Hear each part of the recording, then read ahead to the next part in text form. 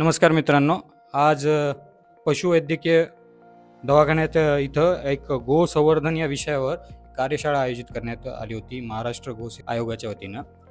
मागच्या निवडणुकीत जेव्हा महायुती सरकारच्या वतीनं गौमातेला राज्यमाता म्हणून घोषित करण्यात आले, त्याच्यानंतर आयोगाच्या भूमिकेला खूप महत्त्व आलं आहे. तर आपल्यासोबत सध्या आहेत मनीषजी वर्मा, जे सदस्य आहेत, आणि श्री सूर्यवंशीजी, जे की सदस्य आहेत गोसेवा आयोगाचे. सर, नेमके काही प्रश्न आहेत. जसं पुढच्या महिन्यापासून असं अपेक्षित आहे की जे 50 रुपये घोषित केले होते तत्कालीन मुख्यमंत्री एकनाथ शिंदे यांनी, की राज्यमातेला दर्जा दिल्यानंतर प्रत्येक गोमातेला 50 रुपये देणार आहे. तर याची कशी भूमिका राहणार आहे, कसे मिळणार, याच्याबद्दल काही सांगाल? आपल्या सर्वांची मागणी होती या गोमातेला संरक्षण मिळालं पाहिजे, या गोमातेला सन्मान मिळाला पाहिजे. म्हणून आपल्या सर्वांच्या प्रयत्नाला यश आलं आणि महाराष्ट्र शासनानं एक अभूतपूर्व निर्णय घेतला, तो म्हणजे गोमातेला राज्यमातेचा दर्जा दिला. खरं तर ही खूप छोटी गोष्ट नाही, ही फार मोठी गोष्ट आपल्या सर्व महाराष्ट्रीय नागरिकांसाठी आहे. भारतात नव्हे तर पूर्ण विश्वामध्ये हा पहिला राज्य ठरलेला आहे ज्यांनी गोमातेला राज्यमातेचा दर्जा दिला. खरं तर आपण सर्वप्रथम माननीय मुख्यमंत्री त्यावेळेसचे श्री एकनाथजी शिंदे, उपमुख्यमंत्री देवेंद्रजी फडणवीस आणि उपमुख्यमंत्री अजितजी पवार या सर्वांचे आपण सर्वांनी अगोदर आभार आणि अभिनंदन आणि आभार प्रकट करूया. अजून एक नवीन आपण मागणी केली होती की आपल्या जेवढ्या गोशाळा आहेत त्या गोशाळामधील जे काही गौवंश आहे त्या गौवंशासाठी प्रतिदिन काहीतरी आपण त्यांना चाऱ्यासाठी काही आपल्याला मदत करता येईल का? कारण अन्य राज्यामध्ये सुद्धा अशी काही मदत आहे, त्याचा अभ्यास करून आपण तो प्रस्ताव राज्य शासनाकडे दिला.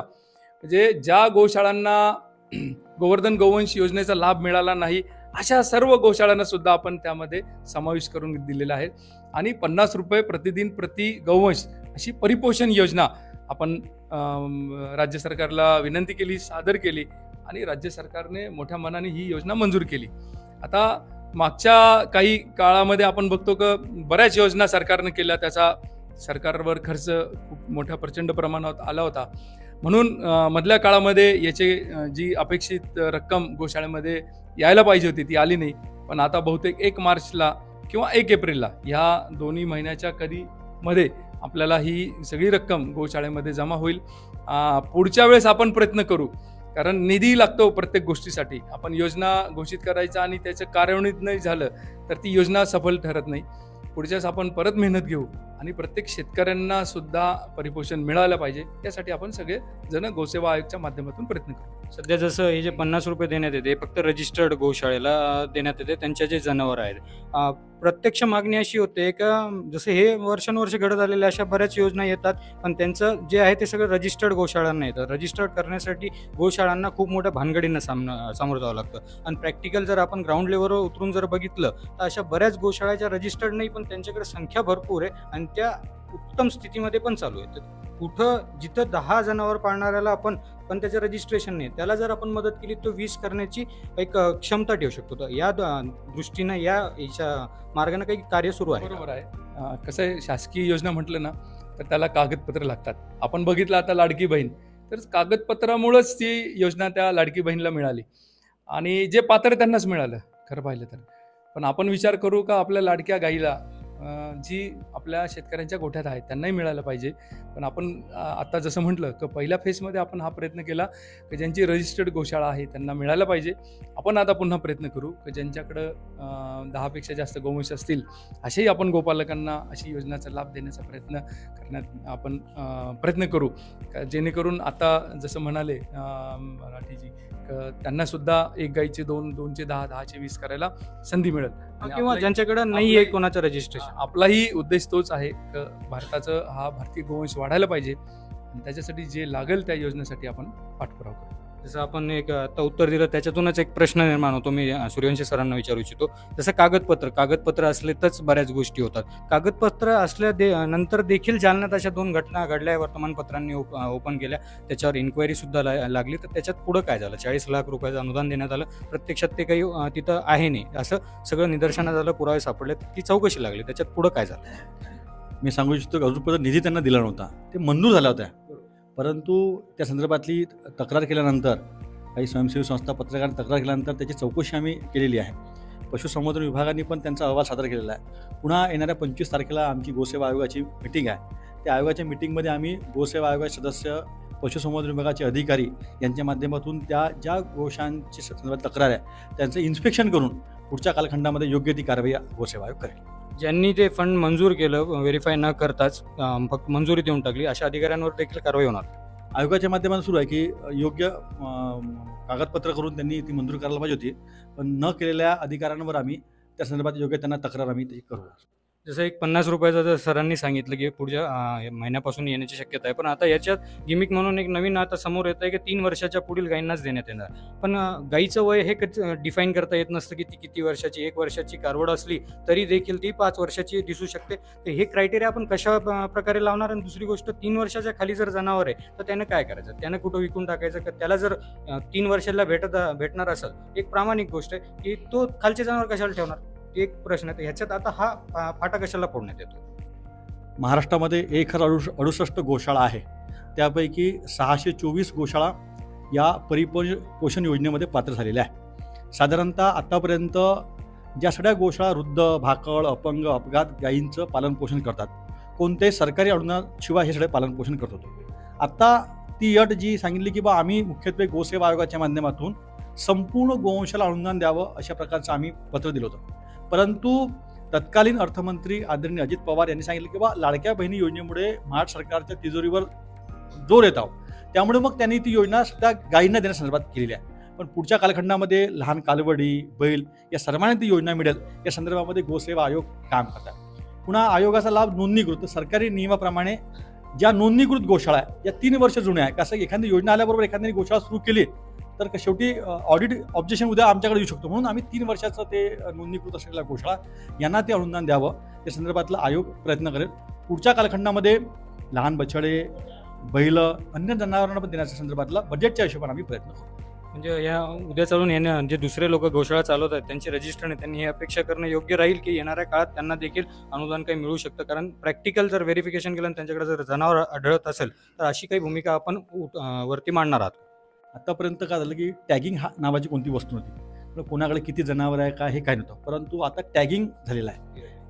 एअर टॅगिंगच्या आधारावर किती गोवंश कोणाकडे काय आहे हे सगळं माहीत पडतं. त्याचबरोबर गोशाळेचं इन्स्पेक्शन पण सुरू आहे. आतापर्यंत आयोग नव्हता, परंतु आता आयोगाच्या माध्यमातून प्रत्यक्ष गोशाळेत जाऊन भेटी देणं तो पण एक साधारणतः प्रकार सुरू आहे. फक्त असं आहे की सध्या जो GR आहे तो नोंदणीकृत गोशाळांसाठी आहे. पुढच्या कालखंडामध्ये अन्य राज्यामध्ये उत्तर प्रदेशमध्ये ज्याप्रमाणे गोपालकांना पण ती योजना आहे तशी योजना महाराष्ट्रात सुरू व्हावी हा गोसेवा आयोगाचा प्रयत्न आहे आणि ते लवकरच सुरू होण्याचा आम्ही प्रयत्न करू. शेवटचा प्रश्न माझी, सध्या 2 दिवसात जर आपण माहिती घेतली, जालन्यात अशा घटना घडलेल्या आहे. पहिली घटना अशी की बजरंग दलांच्या काही कार्यकर्त्यांवर गुन्हा दाखल झाल्याची एक FIR आली आणि ती बातम्या पेपरला झळकल्या.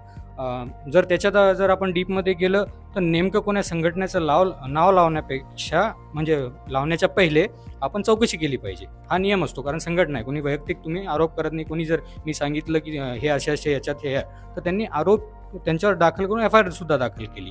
आणि दुसरा, काल रात्री एक घटना घडली की इनोव्हातून गाई चोरी करण्याचा प्रकार सुरू आहे. आणि ही गोष्ट बजरंग दलाने मागच्या 15-20 दिवसा पहिले देखील, 1.5 महिन्या पहिले देखील पोलिसांना सोबत घेऊन दाखवलं की इंजेक्शन देऊन बेहोश करून अशा प्रकारे गायींना चोरी करण्याचा गोरखधंदा सुरू आहे. पण याच्यावर मात्र पोलिसांची भूमिका क्लिअर होत नाही.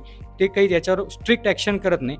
जसं गोसेवा आयोग स्थापन झालं त्याच्यात जसं संवर्धन आहे तसं संरक्षण देखील हा त्याचा एक पार्ट आहे. याच्यावर गोसेवा आयोगाची भूमिका काय राहणार आहे हे पोलिसांच्या अशा कार्यावर. आत्ता जसं आपल्या सेमिनारमध्ये सुद्धा सांगितलं गेलं की संगोपन, संवर्धन आणि गोपालन असा आपला हा विषय गोसेवा आयोग घेऊन करतोय. संरक्षणमध्ये निश्चितच आपण काम करतोय. मागच्या काय झालं या विषयात आपण न गुंतता आपण इथून पुढे काय करूया याविषयी आम्ही गहन चर्चा करत आहोत. तर संरक्षण या विषयामध्ये येणाऱ्या 1 मार्चला गोसेवा आयोग महाराष्ट्र शासनाच्या पुणे येथील कार्यालयामध्ये आपण एक मोठी कार्यशाळा आयोजित करत आहोत. आणि त्या कार्यशाळामध्ये जे विधितज्ञ आहेत महाराष्ट्रातले त्या सर्वांना आपण आमंत्रित करत आहोत. त्याचबरोबर माजी न्यायाधीश यांनाही आपण या कार्यक्रमाला बोलवत आहोत. या सगळ्यांचं मंथन होईल. जोपर्यंत मंथन होणार नाही तोपर्यंत याच्यातून बाहेर मार्ग निघणार नाही. काय झालं, कायदे बदललेले आहेत आणि आता आपण राज्यमाता म्हणून घोषणा दिली, संरक्षण द्यायचंय. याला आपण कोणत्या पद्धतीने संरक्षण द्यायचं. मग मागच्या काही कार्यकाळामध्ये आपल्या बाललैंगिकवर पोक्सो कायदा लागू झाला, त्याच्यानंतर बरेच गुन्हे कमी झाले. तसंच आपण गोवंश हत्या बंदीवर आपण काही नवीन कायदा आणू शकतो का? कदाचित आपण मोका लावता येईल ह्या सगळ्या जे काही गोहत्या करणारे असतील यांच्यावर मोका कायदा लावावा यासाठी आपण प्रयत्न करू. निश्चितपणाने सांगतो, येणाऱ्या काळामध्ये गोमातेचं संरक्षण 100% होणार यासाठी गोसेवा आयोग तर प्रयत्नच करतोय, पण समाजातून सुद्धा याची आपल्याला पुढं प्रयत्न करावं. यासाठी समाजानं सुद्धा एकत्र यायला पाहिजे. सुनीलजींनी सांगितलं होतं आता का अन्य राज्यामध्ये काय आहे ते आपण सुद्धा घ्यायला पाहिजे. तर आताच आपण मथुरेमध्ये भारतातल्या सगळ्या गोसेवा आयोग जे आहेत त्या सगळ्यांची बैठक आपण घेतली होती. त्या बैठकीमध्ये अन्य गोसेवा आयोग अन्य राज्यातलं काय काय करतं ह्या सगळ्याची देवाणघेवाण झाली.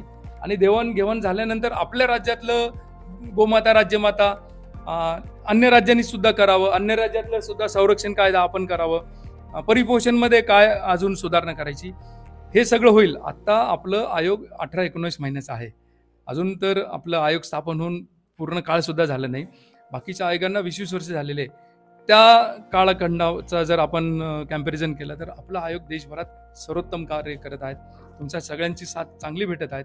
असंच जर साथ दिली तर निश्चितपणाने सांगतो आपण जी राज्यमाता म्हणून सरकारनं घोषणा केली तिचं 100% संरक्षण, संवर्धन आणि संगोपन होणारच. जालन्यातील प्रकरणाबद्दल जे सध्या घडतंय, शेखरभाऊ मुंदडा कुठं जाब विचारतील इथलं काही विचारणा होईल अशी अपेक्षा करावी. 100% जालना नव्हे तर पूर्ण महाराष्ट्रामध्ये असं जिथं जिथं कृत्य घडलंय तिथं गोसेवा आयोग उभं राहिलेला आहे. आणि बऱ्याच ठिकाणी म्हणजे आता वणीमध्ये खूप मोठं प्रकरण झालं, साधारण 1000 गोवंशाचे आपल्याला तिथं अवशेष सापडले होते. गोसेवा आयोगने एक टीम गठीत केली ती आणि ती टीम गोसेवा आयोग आणि स्थानिक तिथली टीम असं सगळ्यांनी मिळून तो प्रकरण हाताळलं आणि त्या प्रकरणामध्ये दोषी असलेले मोठे अधिकारी आपण निलंबित केले. आणि हे घडलंय, हे घडलं नाहीये म्हणजे असं बोलत नाही तर हे प्रत्यक्षात घडलेलं आहे. म्हणून मी सांगतो की जिथं जिथं ह्या विषयामध्ये अडचण आहे, जिथे जिथे या विषयामध्ये ज्यांनी दुर्लक्ष केलं आहे, ज्यांनी जाणून बुजून याच्यामध्ये गैरकृत्य केलं त्यांना 100% शिक्षा होणार म्हणजे होणार. तर हे होते आपल्यासोबत गोसेवा आयोगाचे सदस्य मनीषजी वर्मा आणि सुनीलजी सूर्यवंशी यांनी सांगितल्याप्रमाणे एकंदरीतच महाराष्ट्र गोसेवा आयोगातर्फे प्रत्येक गायीला देखील कसं अनुदान देता येईल, जे नॉन रजिस्टर्ड आहेत त्यांचं मनोबल कसं वाढवता येईल याच्यावर देखील काम करण्यात येतं. आणि येणाऱ्या 1 मार्चला संरक्षणाबद्दल विशेष चर्चा होऊन काथ्याकूट करण्यात येऊन त्याच्यातून काहीतरी मार्ग काढला जाईल असं यांनी सांगितलं. तर मी अनुप राठी, आपण पाहतात पार्श्वमी डिजिटल.